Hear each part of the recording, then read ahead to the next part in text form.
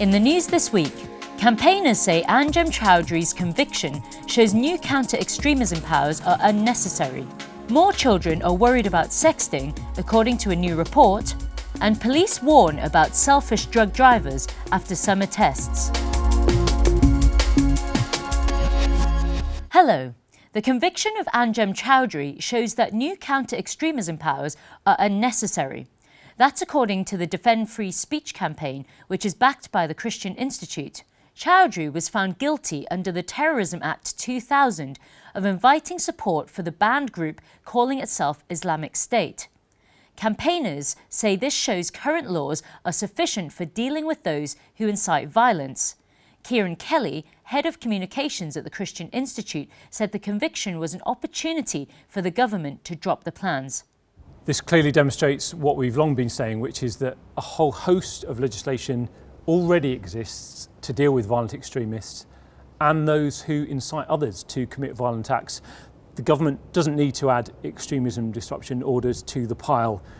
Ministers have been utterly unable to define what they mean by extremist and extremism, and so EDOs risk criminalising all those ordinary people, including Christians, who hold traditional views.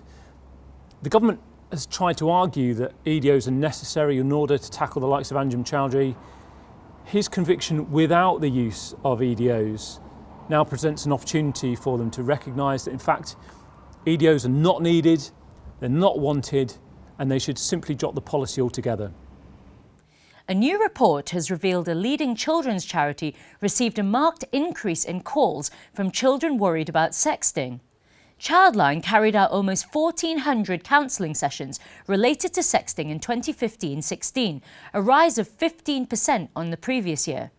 The report was conducted by the NSPCC, with their chief executive Peter Wanless warning of the potential risks that sexting can cause.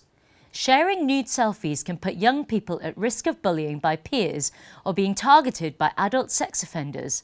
It's vital that parents talk to their children and that young people feel empowered to say no to sexting requests.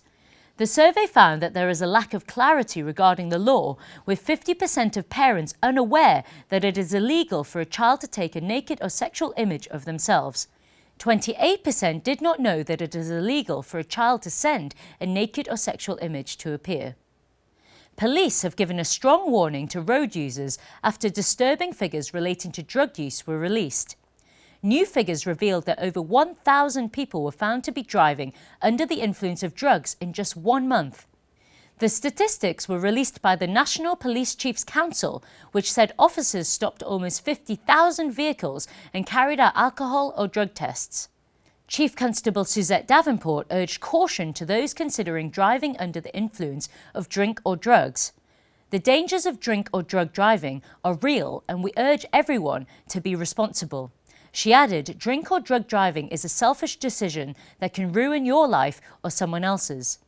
In 2015, a law came into force which made it easier for police to prosecute drivers under the influence of 8 illegal drugs, including cannabis and cocaine. Penalties for a conviction of drug driving include an unlimited fine and up to 6 months in prison. And finally, secularists are demanding swift, visible and aggressive punishment for a US Air Force major because he has had an open Bible on his desk. The Military Religious Freedom Foundation described the situation as repulsive, sordid and disgusting.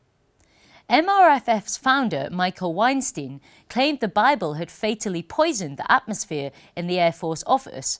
He said the Bible was a brazen display of sectarian Christian triumphalism and exceptionalism, which caused helpless subordinates to view it daily. Pictures taken of Major Steve Lewis's Bible appear to show it open at the end of the book of Philippians, with some verses highlighted and underlined. These include chapter 3, verses 7 to 8. But whatever was to my profit, I now consider loss for the sake of Christ. What is more, I consider everything a loss compared to the surpassing greatness of knowing Christ Jesus, my Lord. Colonel Damon Feltman said Lewis had removed the Bible voluntarily because he did not want to cause disruption to his unit, but that having a Bible or other religious books is not a problem. Colonel Feltman said he was awaiting a decision from a review before making a final decision. Well, that's all for this week. For regular updates and information on all our stories, plus much more, visit our website at christian.org.uk. Until next time, goodbye.